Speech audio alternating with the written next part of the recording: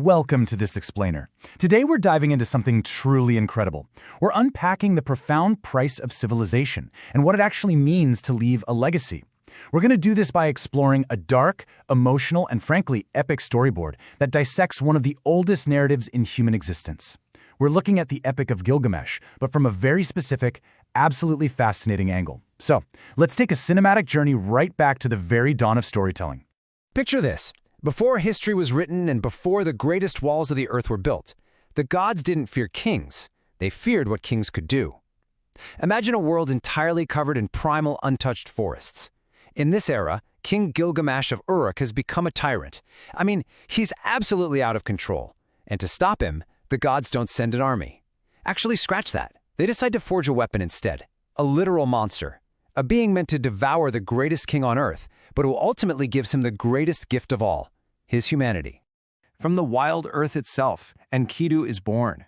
The source storyboard paints this sweeping, cinematic picture of untouched Mesopotamian forests. You have a divine hand, the goddess Aruru, taking clay from the banks of the Euphrates River, kneading it, and tossing it directly into the wild. And from the mud and the river spray, Enkidu emerges. He isn't born in some grand palace or a village. He is literally a product of the untamed earth. Now, to really grasp this power, you gotta understand just how truly wild he was. He possessed zero language, he wore no clothes, he's described as this massive, muscular man with hair as long as stalks of wheat.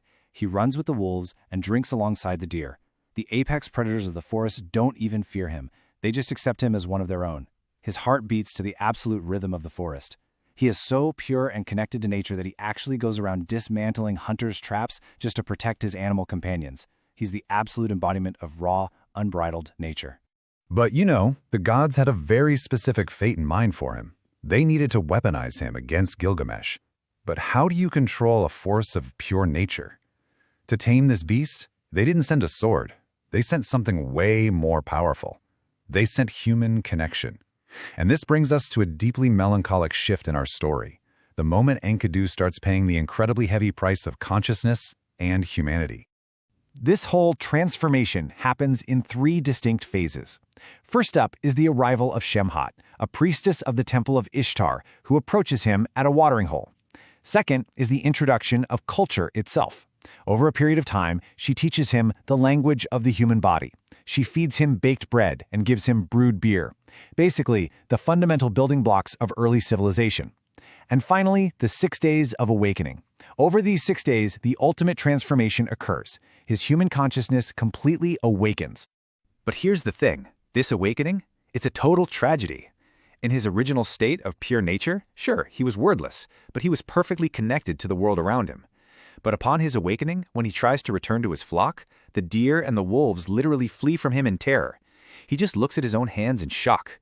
He's gained this incredible gift of human awareness, but in doing so, he lost his primal innocence forever. He's now a human, fully conscious, utterly isolated, and entirely rejected by the wild he used to protect. And with that, he's ready to face his destiny. All right, so now, fully awakened, Enkidu travels to the towering, imposing walls of the great city of Uruk. The time has finally come to confront the tyrant he was literally created to destroy. The wild man who just discovered his humanity is about to meet the civilized king who has entirely forgotten his. The source material doesn't just describe this as a fight, it's an earthquake. Picture the dust flying, feet stomping, the absolute raw power as Enkidu blocks the temple door to stop Gilgamesh. They clash, walls shatter, doors break, and the ground literally shakes beneath their feet. But right at the very peak of their absolute fury, something happens that not even the gods saw coming. Instead of striking each other down, they look into each other's eyes. And in that exact moment, they see a reflection of their own souls. They aren't enemies anymore. No, they are brothers. Together, they become an absolutely unstoppable, terrifying force, and they embark on this rapid timeline of glorious arrogance. First, they march into the cedar forest and brutally slay its terrifying guardian, Humbaba. Next, the gods send the mighty bull of heaven to punish them, and well, they slaughter that too. The storyboard visualizes Enkidu defiantly lifting the bull's severed head right up toward the sky, while these ominous black clouds gather over Uruk. They thought they were invincible. They honestly thought they were totally above the cosmic laws of the universe. But, as you might guess, the gods absolutely do not forgive those who trample on their divine pride. Those dark clouds rolling over the city, They herald a convening of the Council of the Heavens. An absolute judgment is handed down. One of these two mighty heroes has to die to pay for their shared hubris. So the ultimate question is, who is it gonna be? The gods make their terrifying choice. And they don't choose to kill Gilgamesh. Instead, they choose to kill his other half. They choose Enkidu. The tragedy here is immensely palpable. It's just heartbreaking.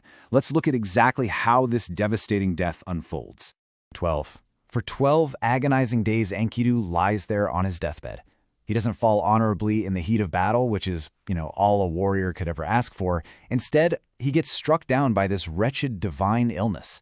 He's sweating, his eyes are completely sunken, and he suffers these horrific hallucinations of the underworld, this realm of absolute darkness where the dead just eat dust and clay. He turns to his brother with tears in his eyes, mourning that he's been cursed to die such a shameful death in bed. After 12 days of torment, Enkidu's body finally goes still, and for the very first time in his entire life, the tyrant King Gilgamesh weeps. You see, Enkidu was never just a beast that got tamed. He was a mirror. And that is the profound twist of this entire narrative. Through Enkidu's wild life, the deeply arrogant King Gilgamesh finally learned how to love someone other than himself. But through Enkidu's tragic death, Gilgamesh learned something much, much more terrifying. He learned how to fear death. The loss of his brother utterly shatters him. He tears his clothes, lets his hair grow wild, and just wanders alone into the barren desert, completely consumed by a desperate need to conquer mortality. Gilgamesh's quest to find eternal life, it ultimately fails. He simply cannot save his physical body. But as our source material so beautifully concludes, his journey reveals a much deeper truth. True immortality isn't about your physical body living forever. It's about the stories you leave behind. Enkidu died, yes, but his death birthed the greatest journey in human history. He left behind